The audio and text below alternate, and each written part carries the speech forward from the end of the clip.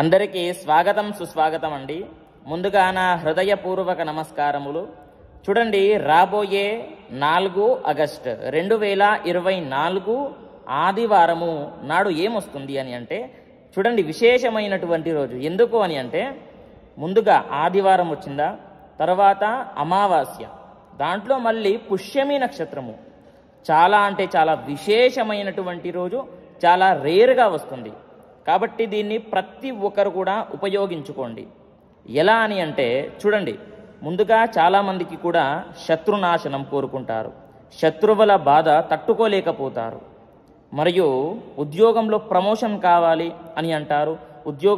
ఉద్యోగం చేసే వాళ్ళకి మేనేజర్ల బాధ తట్టుకోలేకపోతారు. ఎవరెవరు ఇతర మేనేజర్ అని కాదు, ఎవరైనా సరే. ఇంకొకటి వాళ్ళకి ఇంకా నరదృష్టి, ఇంకొకటి ధనం పరంగా ఎదగాలి అని అనుకుంటారు, కానీ ఎదగలేకపోతారు. ఏదైనా సరే పని నోటిదాకా వచ్చి జారిపోతూ ఉంటుంది. ఇలాంటివి చాలా బాధపడుతూ ఉంటారు.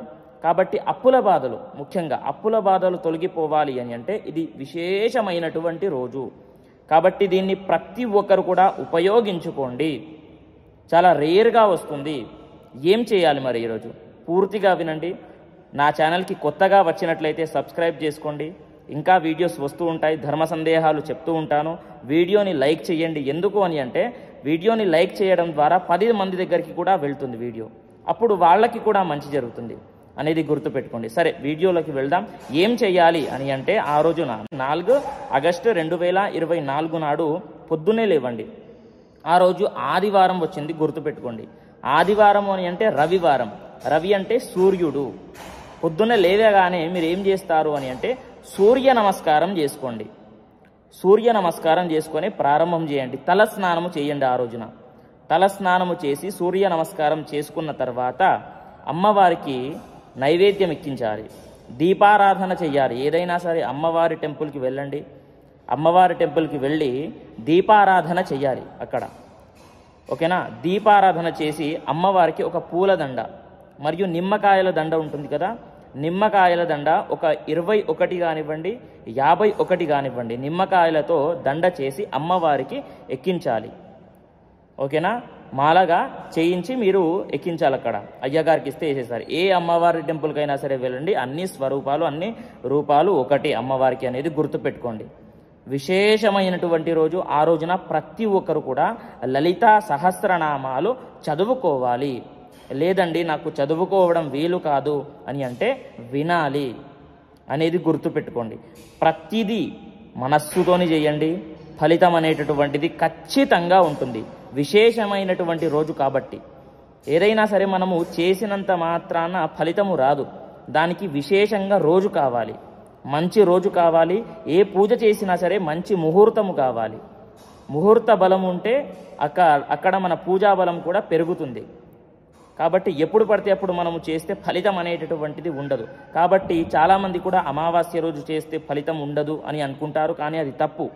అమావాస్య రోజు చేయండి పూజ, చాలా విశేషంగా ఫలితాలు ఉంటాయి. చాలామందికి కూడా ఏదో నన్ను చేశారు, ఏదో ఎవరైనా నా మీద ఏదో చేస్తున్నారు అనేటటువంటి థాట్ అందరికీ వచ్చే ఉంటుంది ఒక్కసారైనా సరే. కాబట్టి దాని నుండి బయటపడాలి అని అంటే, ఏదైనా ఎవరో చేశారే అనుకోండి, చేసేసారనుకోండి, అయినా సరే నేను చెప్పినట్టుగా పాటిస్తే అన్నీ కూడా క్లియర్ అయిపోతాయి, ప్రాబ్లమే ఉండదు. మీరే చూసుకుంటారు. ఒక్కసారి మీరు చేశాక ఫలితాలు ఆచరించండి. దీపారాధన చేసి అమ్మవారికి నిమ్మకాయల దండ వేసి పులిహోర నైవేద్యం చేయండి. ఓకేనా? పులిహోర నైవేద్యం ఒక 10 మందికైనా సరే పంచండి. అందరికీ కూడా అక్కడ బయట ఎంతోమంది ఉంటారు, 10 మందికైనా సరే పంచండి. ఆ రోజున ఏం చేసినా సరే విశేషంగా ఫలితాలు ఉంటాయి. వస్త్రదానమైనా సరే చేయవచ్చు. ఏదో ఒక పంచ తీసుకొని అయ్యగారికి దానంగా ఇవ్వండి, ఒక పంచ. ఓకేనా? దానంగా ఇవ్వండి. తర్వాత ఇది నాకు వీలు కాదు అని అంటే వస్త్రదానం ఏదైనా సరే ఇవ్వచ్చు. మీ శక్తిని బట్టు చేయండి. మీ శక్తి ఎంత ఉంటుందో అంతే చెయ్యాలి అనేది గుర్తుపెట్టుకోండి. తర్వాత ఇంకా ఏం చేయాలి అని అంటే, ఇంత సంపూర్ణంగా పూర్తి చేసుకున్న తర్వాత ఇది మాత్రం అస్సలు మర్చిపోకండి, లలితా సహస్రనామాలు తప్పకుండా చదువుకోవాలి లేదా వినాలి అనేది గుర్తుపెట్టుకోండి. శ్రీమాత్రే నమః అనేటటువంటి ఈ మంత్రాన్ని కూడా 108 సార్లు చదువుకోండి. శ్రీమాత్రే నమః, శ్రీమాత్రే నమః అని ఒక 108 సార్లు చదువుకోండి. కానీ ఆ రోజు తల స్నానం మాత్రం ఖచ్చితంగా చేయాలి అనేది గుర్తుపెట్టుకొని ప్రతి ఒక్కరు కూడా ఈ యొక్క రోజును ఉపయోగించుకోండి. అందరికీ కూడా అర్థమైంది కదా? ఇంకా ఏమైనా డౌట్స్ ఉన్నట్లయితే నాకు కమెంట్లో తెలియజేయండి, ఇంకా క్లియర్ చేస్తాను. ఓకేనా? చూడండి, వీడియోని లైక్ చేయండి, కొత్తగా వచ్చినట్లయితే సబ్స్క్రైబ్ చేసుకోండి. తద్వారా ప్రతి వీడియో కూడా మీకు అందుతూ ఉంటుంది. స్వస్తి, సర్వే జనాః సుఖినో భవంతు.